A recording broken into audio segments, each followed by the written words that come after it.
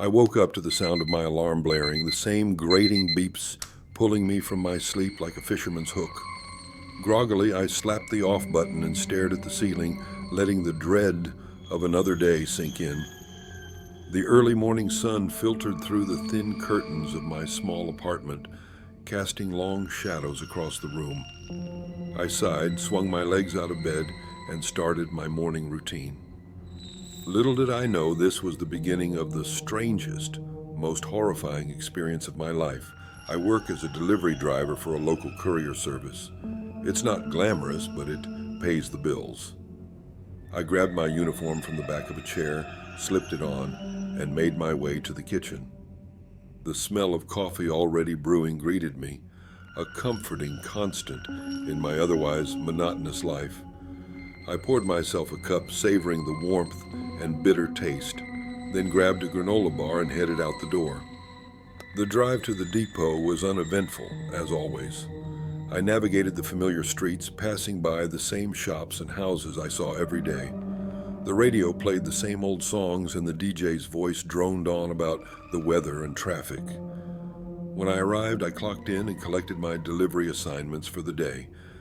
A stack of packages sat in the back of my van, each one destined for a different address across town. I set out on my route, following the GPS directions from one stop to the next. The morning passed in a blur of driving, parking, knocking on doors, and handing over packages. It wasn't until I reached the last delivery on my list that things started to feel off.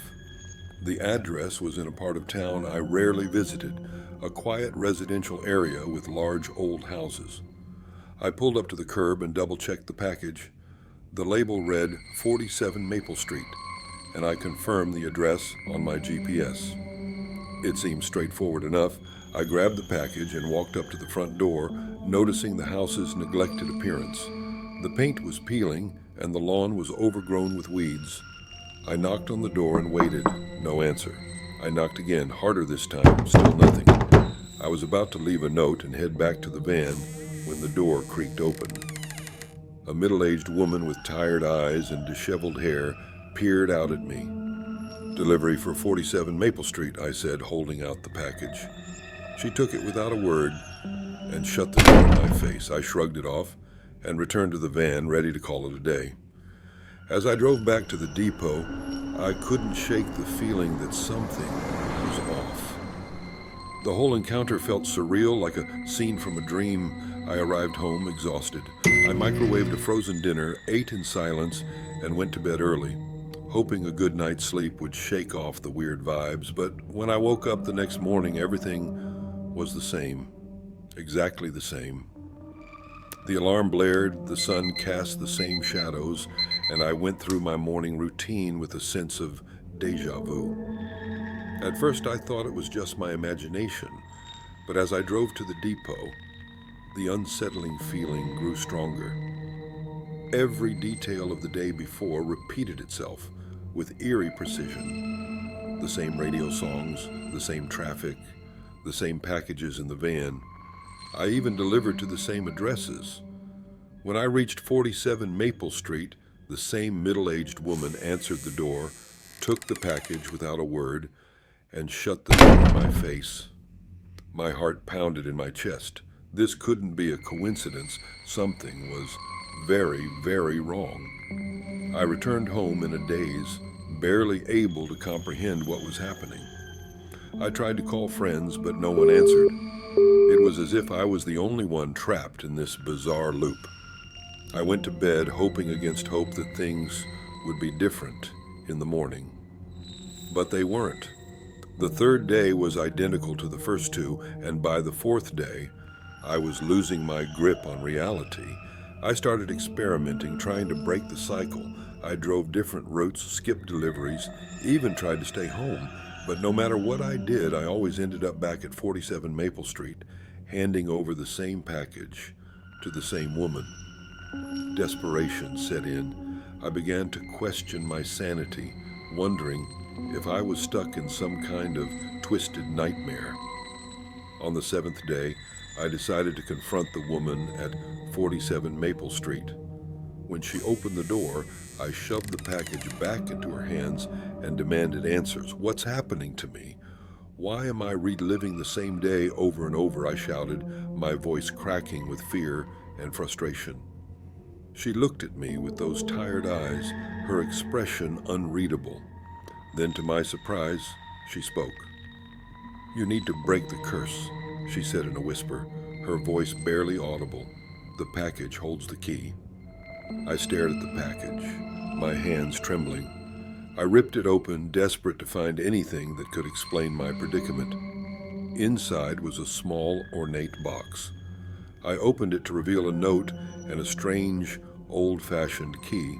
The note read, "To break the cycle, you must confront your past and let go of your regrets." I stood there, the weight of the note's message sinking in. My past was filled with mistakes and regrets, things I had tried to forget but never truly faced. The days of reliving the same routine had forced me to confront the monotony and emptiness of my life. With a deep breath, I took the key and the note and drove to the one place I had avoided for years, my childhood home. It was a long drive filled with memories and emotions I had buried deep within. When I arrived, I used the key to unlock the door and stepped inside. The house was empty, but it was filled with echoes of my past. I wandered through the rooms, each one triggering memories of my parents, my childhood, and the mistakes I had made. I finally found myself in my old bedroom, where a box of my childhood belongings sat untouched. As I sifted through the items, I found an old photograph of my family, a letter from my late father, and other mementos that brought tears to my eyes. I realized that to break the cycle, I needed to forgive myself and let go of the guilt and regrets that had haunted me for so long. I spent hours in that room, reflecting, crying, and finally finding a sense of peace. When I left the house, I felt lighter, as if a weight had been lifted from my shoulders. I drove back to my apartment, hopeful that this would finally end the repeating days. The next morning, I woke up to the sound of my alarm, but something was different. The shadows in the room had shifted, the coffee smelled fresher, and the radio played a new song. I went through my routine with a renewed sense of purpose. When I arrived at the depot, my delivery assignments were different. There was no package for 47 Maple Street. I smiled, feeling a sense of relief and closure. I knew that the nightmare was over, and I had been given a second chance to live my life with intention and gratitude. The cycle had been broken, and I was free to move forward, leaving the past behind and embracing the future.